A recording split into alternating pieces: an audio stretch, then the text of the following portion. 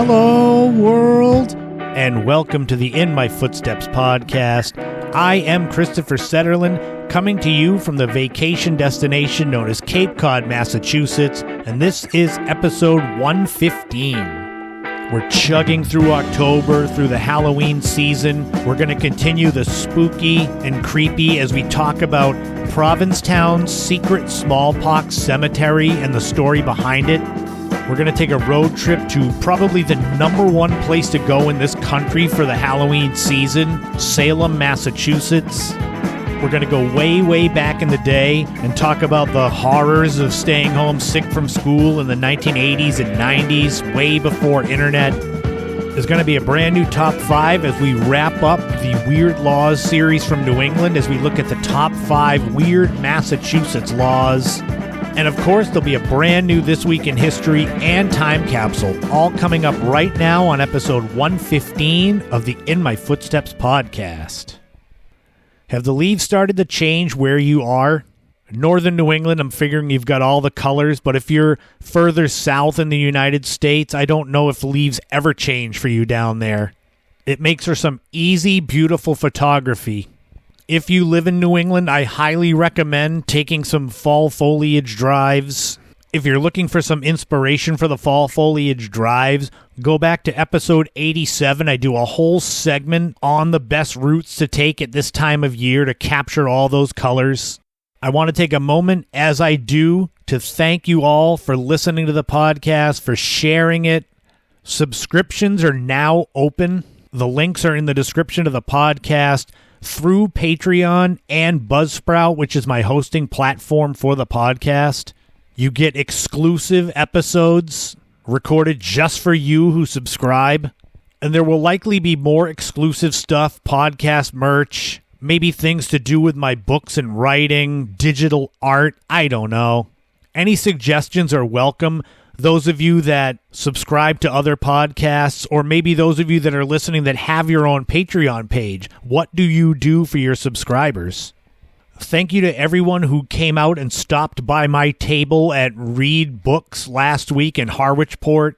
For those of you waiting for my next presentation, I'll be at the Falmouth Library on Tuesday, October 24th at 6:30 p.m. speaking about Searching for the Lady of the Dunes, my book, The Lady of the Dunes Case, the documentary, and all the revelations that came from it. And I'll share that again next week for those that are interested in coming out to it. And if there's anybody listening from a bookstore, local library, send me a message, ChristopherSetterland@gmail.com. I'm setting up events through the end of the year, the beginning of next year. It's a rare anomaly that I have 3 new books that came out all around the same time.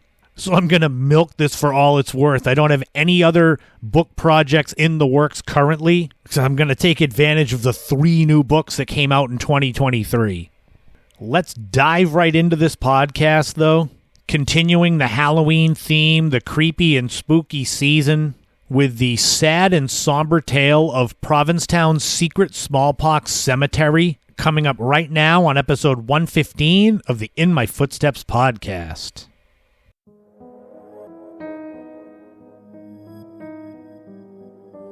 Smallpox was one of the deadliest diseases ever known to mankind. Its roots were traced back as far as the 3rd century BCE in the Middle East.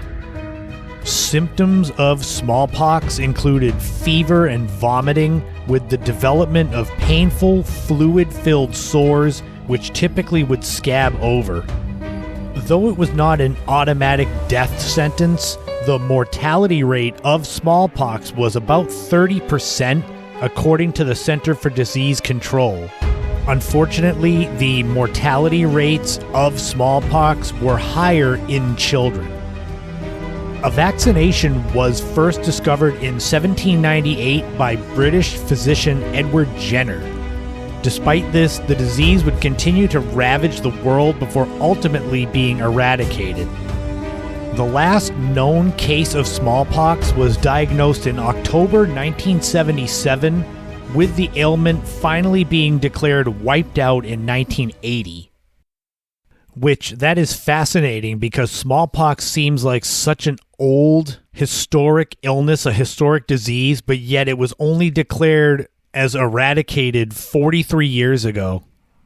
Long before the victory over smallpox, countless millions of people worldwide died from the disease. It impacted every area of the world, including Cape Cod.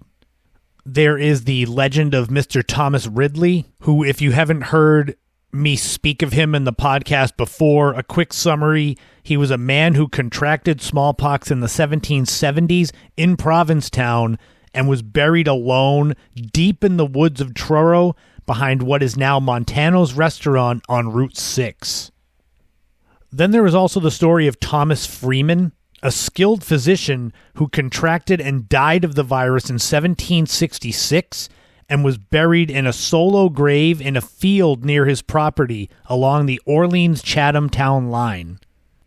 Dr. Samuel Lord, who battled smallpox alongside Freeman during that time, also died of the disease and is buried in a grave which sits precariously close to the busy Training Field Road in Harwich. That one is a very weird sight. I have a photo of it I'll try to remember to share on social media so you can see this gravestone right by this busy road. And there is also even an isolated smallpox cemetery in Chatham along Old Comers Road in a conservation area. With all of these connections to smallpox on Cape Cod, there may be none more somber than the smallpox cemetery in Provincetown. Located only a couple of hundred yards north of Route 6 in Provincetown near Shank Painter Road, this cemetery is obscured and overgrown, hardly befitting one's final resting place. However, it's the fear of smallpox that led to such a sad ending. The stones, no more than 18 inches tall, hide in the nook between a rather steep hillside and the wetland area surrounding Duck Pond. The stones are numbered. There are no names. And when the last person was laid to rest there, they numbered 14. The story and history of this final resting place can be traced back 150 years. During the times when smallpox was still a formidable disease, a small 8 by 10 foot treatment building called a pestilence house or pest house was built a few hundred yards north of present-day Route 6 around 1848. It was meant to keep those infected safely away from the rest of the town. Shortly thereafter, a vaccination for smallpox was developed but not routinely used due to the fear over effects from such a vaccination. By 1873, Dr. Horatio G. Newton, a consultant to the Provincetown Board of Health, had felt the disease was eradicated in town due to stricter isolation and vaccination rules. Unfortunately, in the time in between, many in town died from outbreaks. Between 1855 and 1873, 14 people died of smallpox at the pest house. Each of the people who died was buried in a numbered stone, perhaps to spare their families backlash from other townspeople. The pest house itself was removed shortly after the final death in 1873, though a large cellar hole remains at the head of the graves where the pest house once stood. As smallpox became a thing of the past during the early to mid-20th century, the small cemetery became overgrown, forgotten, and the majority of the stones were damaged. As of the last time that I visited this area, which was 2022, only 4 stones remain in good condition, numbers 5, 6, 9, and 10. Sadly, the names of those buried there seem to have vanished with time as well, leaving them all as unknowns. The legend of the cemetery grew throughout the 20th century, and finally the poor souls buried in the woods would regain their names. In 1980, the book Provincetown, Massachusetts, Cemetery Inscriptions was written by author Lorana Higgins Clark. Thanks to her research, a further light was shined on those buried in the cemetery. The names of those who died of smallpox and are buried there go in order of the stones. Number 1, Adam Dyer. Number 2, John Roberts. Number 3, Monson W. Barnard. Number 4, Elizabeth Hill. Number 5, Kenneth Ferguson. Number 6, Antone Domingo. Number 7, Mary Rogers. Number 8, George G. Hallett. Number 9, Tamsin Manuel. Number 10, Frank Sofrene. Number 11, Manuel Tercera. Number 12, William H. Butler.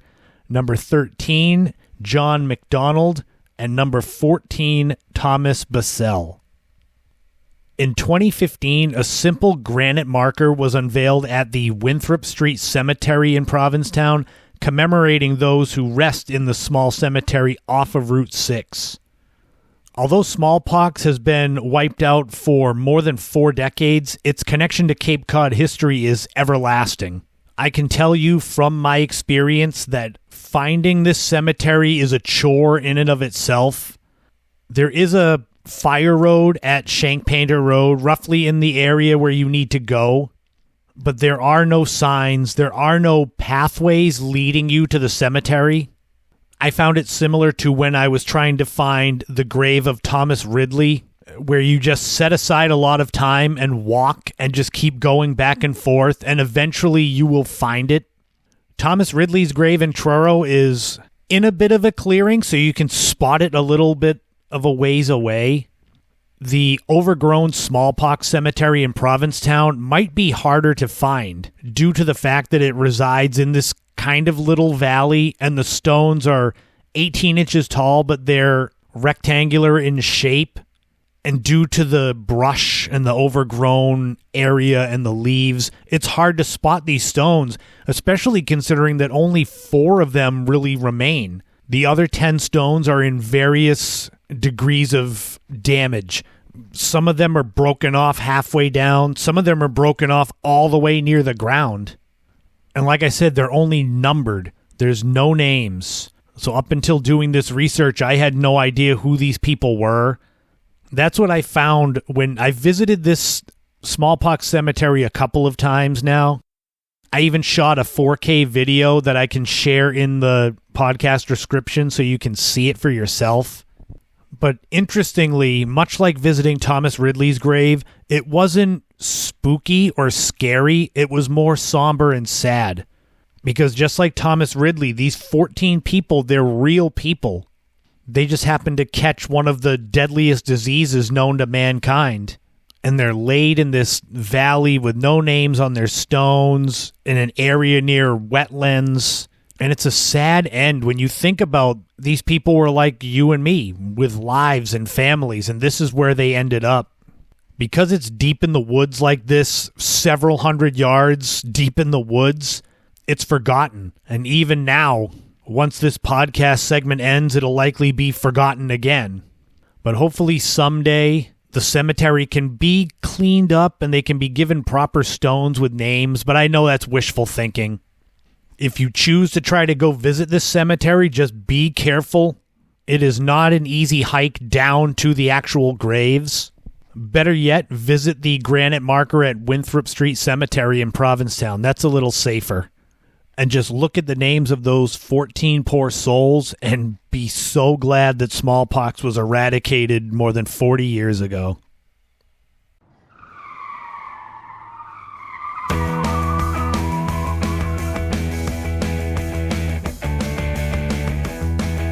When it comes to the best places to visit for the Halloween season, there's no better place to go in New England and maybe the entire country than the town of Salem, Massachusetts.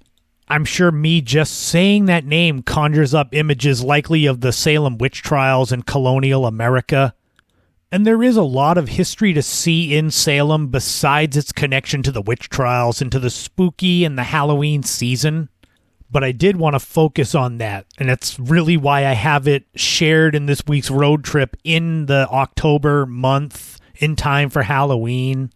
For those of us that grew up in New England and that live in this area, it might even seem almost cliche to go to visit Salem during this time of year, but there's a reason why it's so popular and gets so many thousands of visitors this time of year.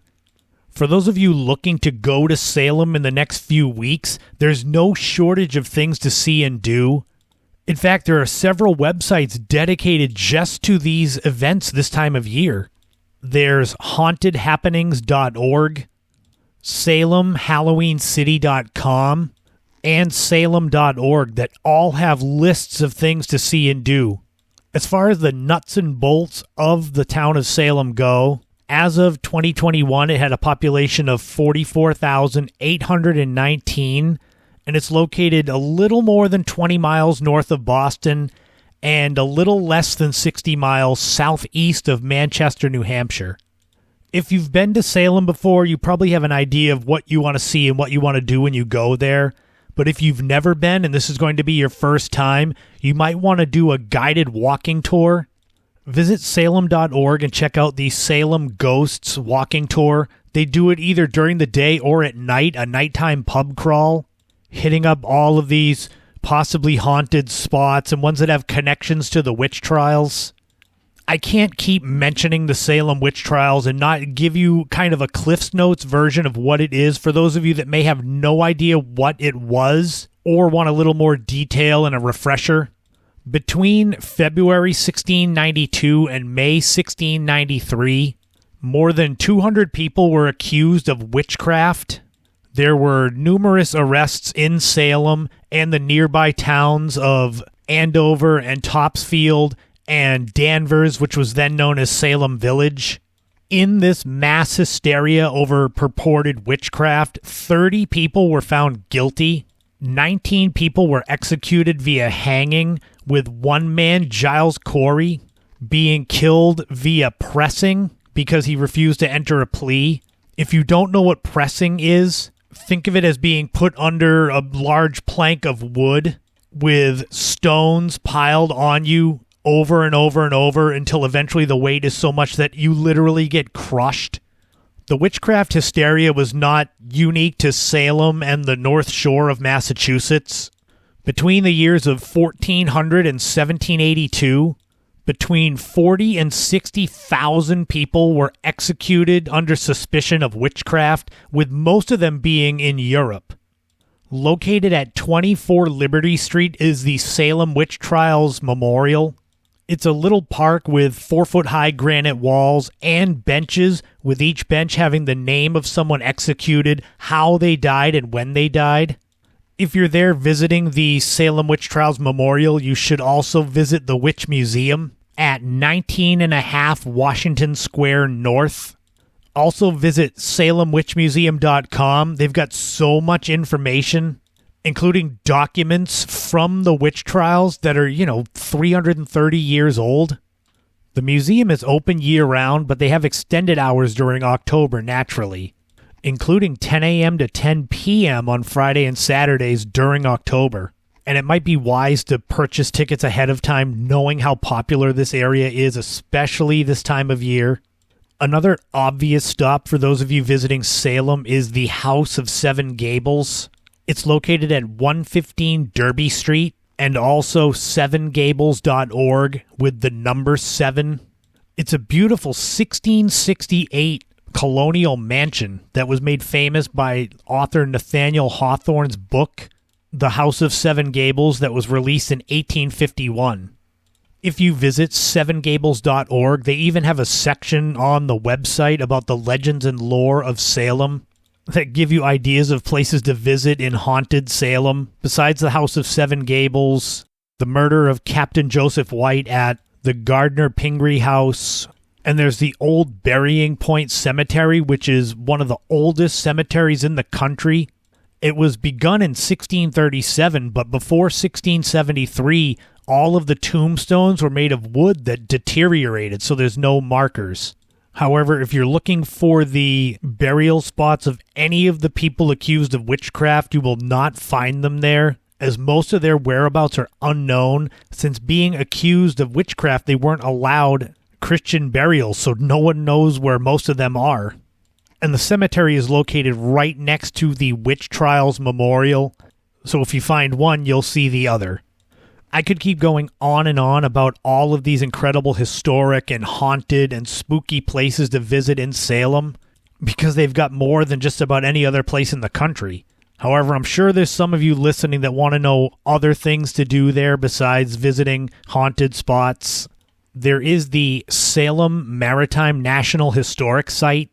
It's centrally located at 160 Derby Street, but consists of 12 structures, a replica tall ship, and about 9 acres of total land. The Salem Maritime Site is notable because it was the first National Historic Site established in the United States, being done on March 17, 1938. The replica tall ship, known as the Friendship of Salem, is right near the beginning of the Derby Street Wharf. At the end of the roughly 1,500-foot wharf is the Derby Wharf Light Station. It's a little white square tower that was built in 1871. And naturally, you know, if you've listened to the podcast, I enjoy lighthouses just a little bit, so I've been to Salem to visit that spot. Naturally, being right on the coast, there is beachfront property. You can go to Winter Island Beach / Waikiki Beach. Yes, they have one in Salem, not just Hawaii. It's at 60 Winter Island Road. There's also Fort Pickering, which is a 17th century historic fort site. And there's also Fort Pickering Lighthouse, also known as Winter Island Lighthouse. This 28-foot tall lighthouse was also built in 1871, and it's here along the rocky north shore of Massachusetts that Salem feels less spooky and haunted than if you're walking the streets. But with so much to see and so much to do, you're going to build up an appetite wandering around the streets of Salem, whether during the day or at night. And if you're hungry, you should check out the Village Tavern. They're located at 168 Essex Street and also villagetavernsalem.com. There's 3 bars and 2 different menus with typical pub fare, chili, nachos, pretzels, but also prime rib. And they've got entertainment. They do private catered events. Go to their website and check out the menu and the pictures and such. It'll tempt you to go there for sure. And I would highly recommend spending the night in Salem. Naturally, if you're going to do haunted tours, they have to be after dark. So it would probably be easier for you to just rent a room at the Hawthorne Hotel. They're located at 18 Washington Square West and also hawthornehotel.com. It's a 93-room brick facade hotel right on the water. The hotel's been around since the 1920s. They have their own tavern inside, so if you get there and you don't want to venture out, you've got options. There are special packages they do, and you can get more details on that on their website.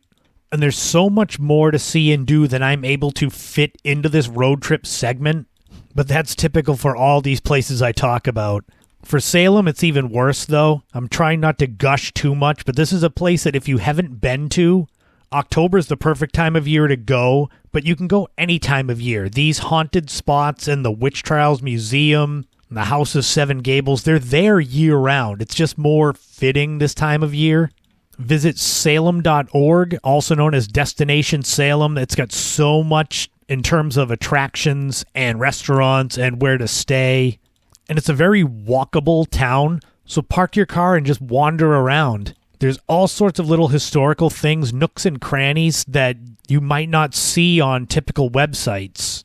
And that's the best thing about these road trips, is just going there and finding your own way. I find things I hope that you'll enjoy when you go there, but you never know what you're going to find in any spot. Take your car and just point it and go. And maybe at some point in the future, I'll do a longer segment on the Salem Witch Trials, but you can find all you need to know at the Salem Witch Trials Museum. And next week, we'll continue the Halloween season. It'll be hard to top Salem, but I'll try to find another spooky destination in New England for you all to go and check out and get scared at.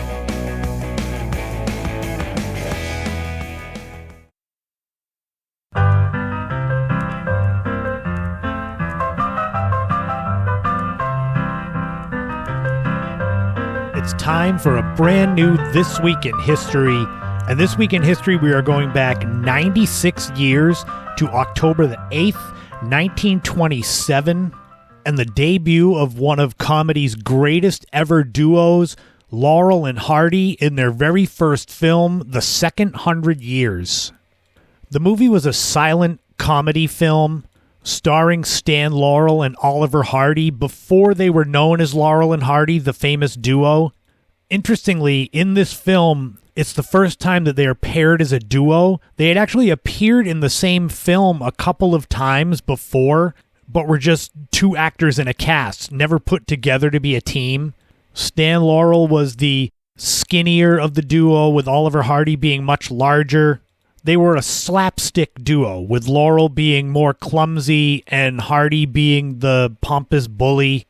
In December 1927, so only 2 months after the release of The Second 100 Years, Laurel and Hardy made their first official teamed film. In total, the duo would make 107 films between 1927 and 1951. This time period, the late 20s through the early 1950s, was big for comedy teams. In addition to Laurel and Hardy, there was Abbott and Costello, and of course the Three Stooges, with that highly visual, slapstick, almost cartoonish type of violence. A big difference between the Three Stooges and Laurel and Hardy is that Laurel and Hardy started with more feature films, whereas the Three Stooges got into them as they got older, into the late 50s and early 1960s. Some of Laurel and Hardy's most famous films include Babes in Toyland, Sons of the Desert, and Way Out West. Their fame had faded in the late 40s and early 50s, and they were shot back to the mainstream when they made their one and only American television appearance on December 1st, 1954, when they were interviewed for the This Is Your Life television show. Laurel and Hardy are a team that even if you don't know their films, you know them. If you see pictures of them, go look them up if you don't know who they are, and you'll be like, oh yeah, now I know who they are. And they influenced a generation of comedians that came after, like Jerry Lewis, Peter Sellers, Steve Martin, John Cleese. Laurel and Hardy were even two of the cutouts used on the Beatles' Sgt. Pepper album in 1967, so there you go. Oliver Hardy passed in 1957, while Stan Laurel passed in 1965. And it's been 70 years since they made a movie, but their legacy still goes strong.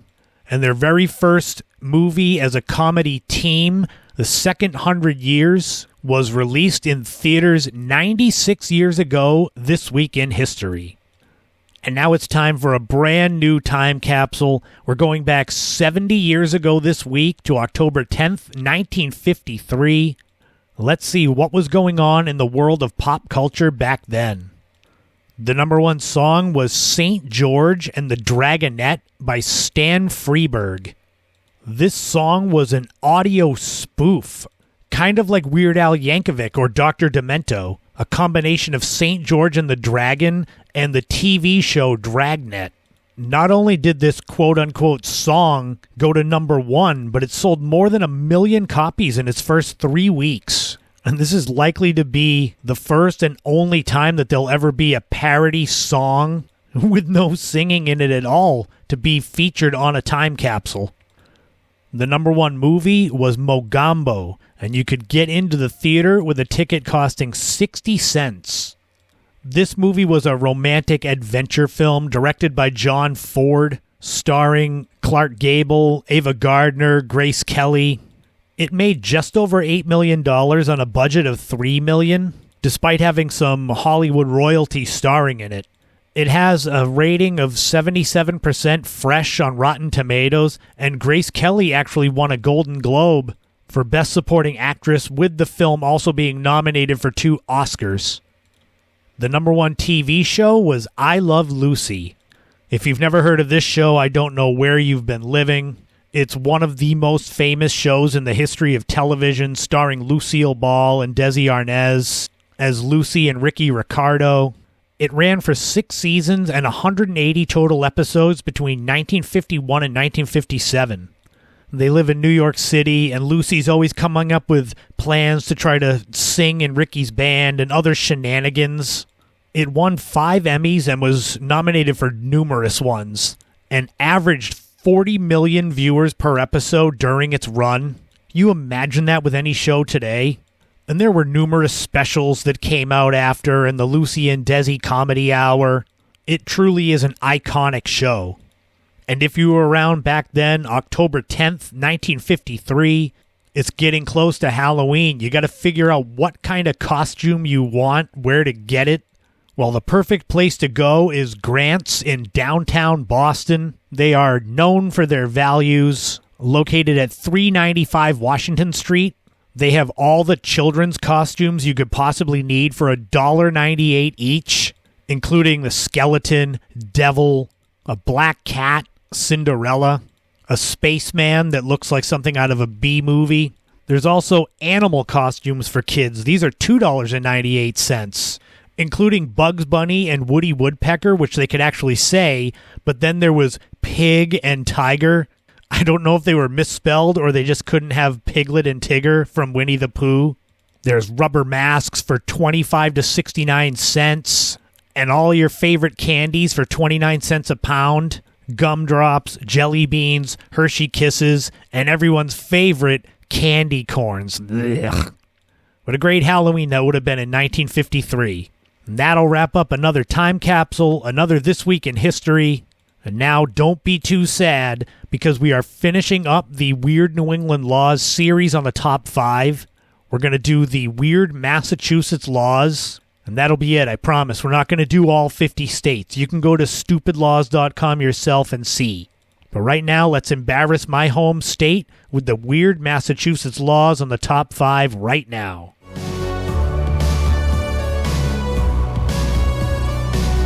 Well, here we go. Ending the Weird Laws series on the top 5. I saved my home state, Massachusetts, for last. I hope you've enjoyed this series. It was something that kind of came out of nowhere, and I enjoyed putting these together. Like I've been saying, I will be putting together a video for YouTube with all 6 states, so you can hear all of the weird laws that have been a part of New England or used to be a part of New England all in one spot. But here we go. We're going to finish it up strong. As with my top 5s, there's always honorable mentions to kind of get your mind going as to what's going to be on the top 5. So, honorable mentions for Weird Massachusetts laws include: it's illegal to scare pigeons. In Boston, it's illegal to cut firewood in the street. If you are at a wake, it is illegal for mourners to eat more than 3 sandwiches. For some strange reason, it is illegal for a gorilla to be in the back seat of a car. And finally, it is illegal to keep mules on the 2nd floor or higher of a building unless there are at least 2 exits. But luckily, this law does not apply to those living in the city. Which, like I've said with a lot of these, it's very random yet very specific. So those were the honorable mentions. Let's get into the actual top 5 Weird Massachusetts laws, starting with number 1. In Provincetown, it's illegal to sell suntan oil after noon on Sunday. Again, weirdly specific yet totally random. Are there shops in Provincetown where it hits noon on a Sunday and they run and grab all the suntan lotion and suntan oil, throw it in a box and hide it? And why is protecting your skin on a Sunday afternoon a problem there? I always have to laugh at wondering how that became a law. Was there a fight in the street where they were squirting suntan oil on each other on a Sunday afternoon and it got in someone's eyes and they said, "That's it, I'm going to court"? Number 2, it is illegal to bring fowl, specifically roosters, into a bakery. When I read this law, all I could think of was that episode of Seinfeld where Kramer had the pet rooster that he called Little Jerry, where there's just people walking around the streets with pet roosters and chickens, and they go into a bakery and they get yelled at. "You're not allowed in here with that." I could see this being a problem if you bring a bird into a bakery and it either attacks all the cakes and such, or other customers, or just poops everywhere. But that should be the same for any animal. If you bring a cat or a dog into a bakery, I'm sure it's going to do something. That law didn't say where it specifically stemmed from, if it was a particular town, because I'd love to know the origin story of that one. Much like I'd like to know the origin story of this next one. Number 3, it's illegal to hang a vending machine on a utility pole in Boston. That's right. I said it exactly how it's worded on the sites like stupidlaws.com where I found it. So I don't know if that's how it is in the law books, that you can't hang a vending machine on a utility pole. This some kind of prank where someone puts a Coke machine way up a telephone pole to try to get people to go climb up it? Or some weird hazing ritual. We need you to go get a bag of chips from that vending machine that's 30 feet up. And how would you even get it there besides like a hook and a crane, and everyone would see it? This is an obvious law, but one that I guess needed to be put on the books. I guess someone must have done it. Luckily, no one has done this next one. Number 4, in the town of Marlborough, you may not detonate a nuclear device. This is another no-duh type of law. I would hope that it's not legal to detonate nukes in other towns in the state, but for some reason Marlborough found it necessary to put it on the books. I mean, I guess there could have been a threat, but that seems like something very specific that you would have to put on the books if someone threatened to detonate a nuke in Marlborough. It's not that big of a city. Maybe I'll have to look up because I'm curious just how many towns in this country have a similar law that makes it illegal to detonate a nuke. I would hope that it's not just here in Massachusetts and Marlborough, because that would be pretty embarrassing. And speaking of embarrassing, finally, number 5 on the list of weird Massachusetts laws, in the town of Longmeadow, it is illegal for 2 men to carry a bathtub across the town green. That sounds like something straight out of a Three Stooges or a Laurel and Hardy type of movie, walking down the street carrying a bathtub. I would think 2 people, if they were strong, could carry one, but I would think 3 people it would be easier. So is that legal? You just need to have 3 people so that no one hurts their shoulders or back? And how do you carry a typical bathtub? Is it like a casket where you're on either side holding it? Or do you get underneath it and press it overhead? I can only assume this happened in Longmeadow, that 2 people were carrying a bathtub and either it fell and broke stuff or somebody got hurt and tried to sue the town. Like it's the town's fault that you were carrying a bathtub on unstable ground. So if you're going to go carrying bathtubs around, don't do it in Longmeadow. Massachusetts did not disappoint. I hope you enjoyed the Top 5 Weird Laws series, all 6 states.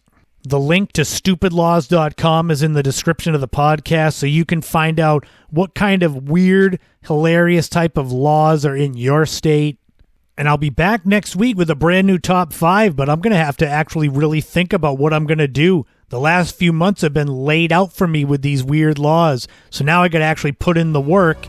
But I'm sure it'll be something fun that I get to share with you next week.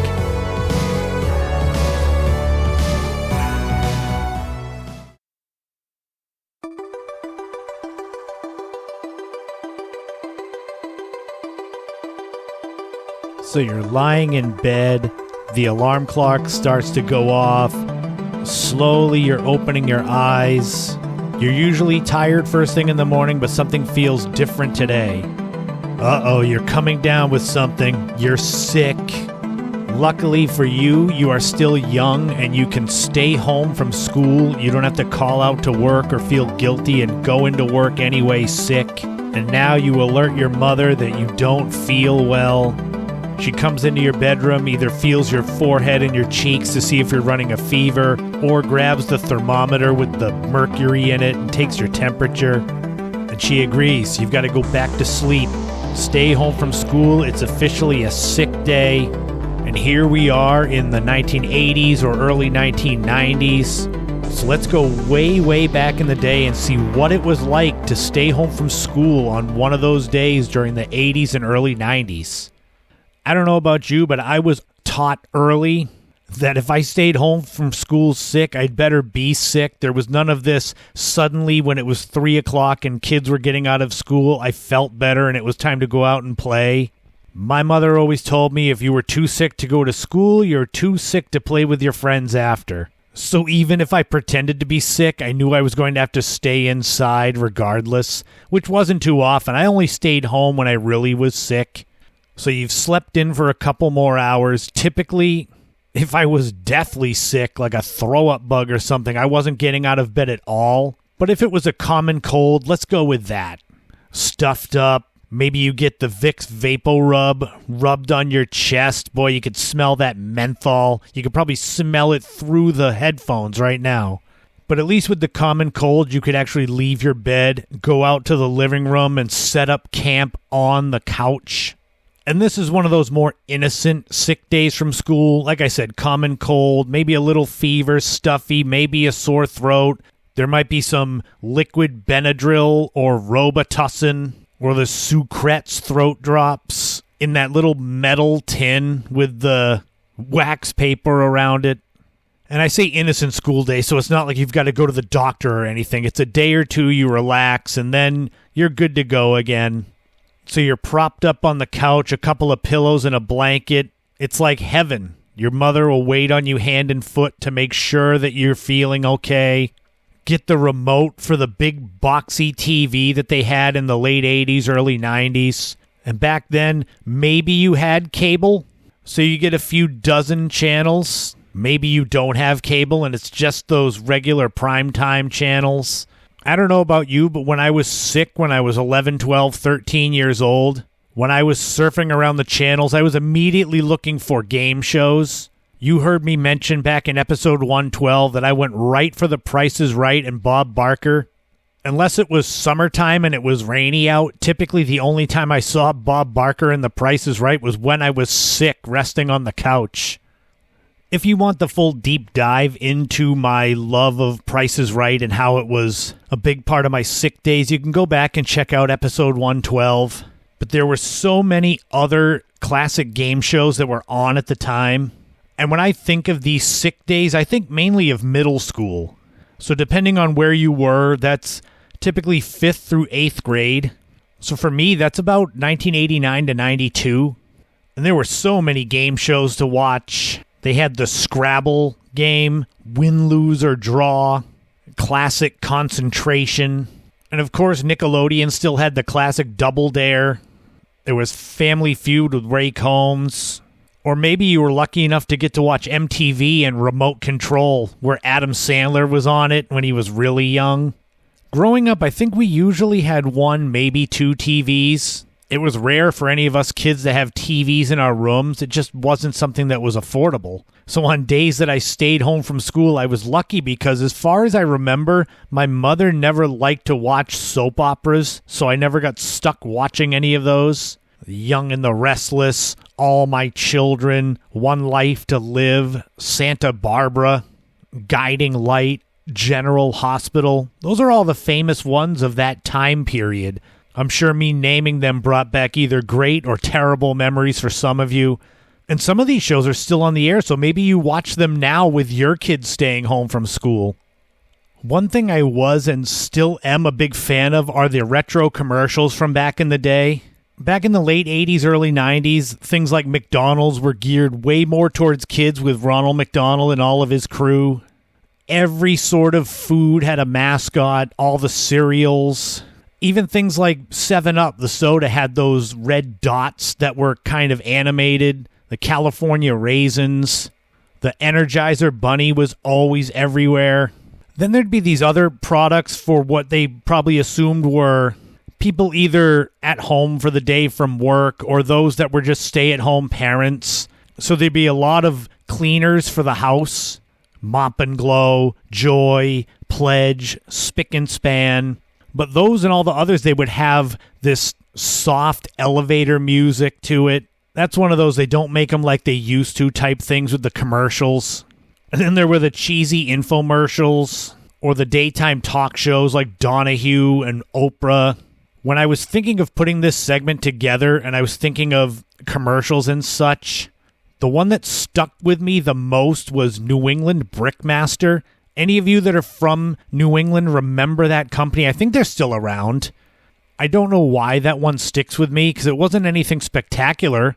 It was just showing them building things, brick, stucco, and stone face homes. It's amazing the things that stick with you from childhood. New England Brickmaster. Who'd have thought in my 40s that I could still remember those commercials? But what if there's nothing good on TV and you're sick and cranky? Luckily, at that time, most people had VCRs to watch some VHS tapes. We had tons of VHS tapes, either regular movies and cartoons or homemade mix VHS tapes. Like I had one that was a bunch of Garfield and Friends cartoons. And back then, you just recorded over things rather than buying more and more VHS tapes, so the quality of the picture would just get darker and grainier. And I remember there'd be days when I was homesick that I'd want McDonald's because I saw it on TV, or I'd want to go to Blockbuster or Hollywood Video, or in Yarmouth we had a place called Entertainment Stop that was near the Hearth and Kettle. And my mother would say, you're sick. This isn't party time. We're not getting you fast food and renting you movies. So I'd have to make do with what I had. I think the biggest thrill I had being sick was when my Uncle Steve let us borrow Game 7 of the 1984 NBA Finals, the Celtics and Lakers, and I got to watch the Celtics win the NBA title. I started watching sports in 1986, so that was a little before my time. But we had all kinds of Celtics games from Sports Channel. It became NBC Sports Boston in the late 90s, early 2000s. And that time period in the late 80s, early 90s, the Celtics were still really good. They cratered in the late 90s. But if you're homesick, maybe you don't have an appetite, so you could get some saltine crackers. That was mostly if you were nauseous. To see if you could keep things down, it would be saltines, maybe some ice chips, maybe popsicles. And then if you were feeling a little better, maybe you could get some ginger ale, Canada Dry ginger ale, or Schweppes. I kid you not, even now in my mid-40s, I don't drink ginger ale because I associate it with being sick when I was a kid. Even Fresca, I associate with being sick. My little niece, who's 4, she loves it, and I won't drink it because it just reminds me of being sick. The carbonation helped soothe my sore throat. You're supposed to starve a cold and feed a fever. So if you had a fever, my mom would make me a grilled cheese, cut it into quarters, 3 or 4 slices of the classic Kraft American cheese, the yellow. Maybe soup, Campbell's chicken soup or tomato soup. I really didn't like tomato soup till I got older. And when you're sitting there on the couch with your pillows, watching Price is Right with your ginger ale and your Campbell's soup and your grilled cheese, even if you're sick, you feel like a king or a queen. And back then, 1989, 90, 91, I had 4 siblings that all had to go to school. So the best part was when they started coming home and there I was on the couch. But I knew even if I wasn't as sick as I said I was, I couldn't go out and play. So it wasn't like I was a total winner. And that was something that stuck with me all through adulthood, was that if you were too sick to go to school or go to work, you couldn't just play around. So even to this day, I rarely, if ever, take days off from work. I'd rather feel less than 100% and go to work than not feel guilty about having fun after work. But did that sound like how your sick days would be if you grew up in the 80s and 90s, watching the game shows, Price is Right, Family Feud, Double Dare, maybe People's Court with Judge Wapner? Those classic commercials that all had jingles and all had slogans and had the cheesy elevator music that somehow soothes me as an adult now? Or were your days totally different? Luckily, as I record this, I feel great, but maybe the next time I have a cold, I'll have some Campbell's soup and ginger ale and put on some random 1989 infomercial and feel like I'm 12 again. And that's going to do it. That's going to wrap up episode 115 of the In My Footsteps podcast.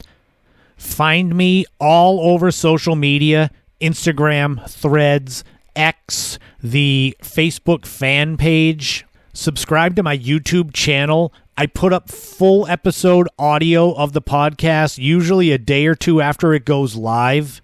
And I'm trying my best to catch up on the old episodes. During my break, the hiatus of the podcast, I started doing that. And I got up to about 30 episodes, and then I started the podcast up again. So it's been playing catch up now. As I said at the beginning of this episode, I have 3 new books that came out in 2023. Searching for the Lady of the Dunes, my true crime book, the 2nd edition of the Cape Cod Travel Guide through Schiffer Publishing, and Cape Cod Beyond the Beach, my photography book through Arcadia Publishing. Go and check them all out and see all of my work at my homepage, ChristopherSetterlin.com. If you're interested, you can become a subscriber to the podcast and get access to exclusive episodes. Go through Patreon. Buzzsprout also does them. That's my hosting platform for the podcast. Next week will be episode 116 of the podcast, and we're going to continue the Halloween theme with the sad and horrific case of Cape Codder Charles Freeman, who murdered his daughter in the name of God. It's every bit as terrible as it sounds, and maybe even worse. But it is the spooky season, so we've got to keep that going. I wanted to make sure that I took some time here at the end to wish my niece Emma a happy 22nd birthday. This episode goes live on her birthday. She is finishing up her degree in forensic psychology, graduating early because she's genius level smart. I used to be genius level smart, and that's the truth. But the problem with that is that you have to stay on that track. The speed that you have to go, the difficulty of being on that level, high honors in high school and things. It takes a special kind of dedication to keep going at that level, a dedication that I obviously did not have. As soon as I started slowing down, it was almost impossible to start that train back up. But I get to watch my niece Emma and everything that she's doing and appreciate it even more because it could have been me, but I didn't have the dedication that she has. And even though there's plenty of times that I feel so old and wonder where the time went, seeing my nieces and nephews grow up, especially my two oldest nieces, it is fun to connect with them now as adults. But I'd be lying if I didn't say I missed those days when they were little kids that were so excited when I would come over and hang out with them. It was such an ego boost to be seen as someone that always brought the fun and that made everyone happy to see me. But happy birthday, Emma. I know you, of all people, appreciate the true crime and the spooky stuff that I'm putting in the October episodes of the podcast. And I'm very proud of who you are and all that you've done and all that you will do in the future. This is only the beginning for you. You're not starting the back nine like me. But that's fine. We're less than a month from my birthday. And I do often wonder where the time went. But most of the time, I don't feel my age. There are some people my age that have aged terribly, some that have serious physical issues or have gone through a lot of trials and tribulations. I've been lucky to get to be to my mid-40s and still be pretty healthy. I mean, I better be to work as a trainer and to have defeated my worst demon, my drinking, and be 3 years out from that. All things considered, I feel pretty damn good. I'll speak more on that in a future episode around my birthday about how age is nothing but a number. And maybe that's going to be my midlife crisis, trying to hold on to my youth. But I feel pretty good for going on 46 years old. Good Lord. But as you get into this age group, you really got to focus on your mental health. Because when you're closer to 50 than 40, it can kind of be a shock to the system. So lean into the things that make you happy. Family and friends, hopefully you have enough to do that for you. Hopefully where you live does that for you. Not just the physical home, but the city, town, region. I'm lucky in New England, Cape Cod, Massachusetts, to be a 3-4 minute drive from the beach. Anytime I feel like it, that's something you can't put a price tag on. Although a lot of people do with the housing prices down here. And hopefully the podcast brings you some good mental health. I will keep on pumping out the content here, the subscription-based episodes, all my content on YouTube, so you know I've got your back. And remember, in this life, don't walk in anyone else's footsteps. Create your own path. Enjoy every moment you can and leave the biggest footprint you can, because you never know what tomorrow brings. Happy birthday again to Emma. I hope you enjoyed this episode. I'll be back next week with episode 116. But until then, this has been the In My Footsteps podcast. I am Christopher Setterlin, and I'll talk to you all again soon.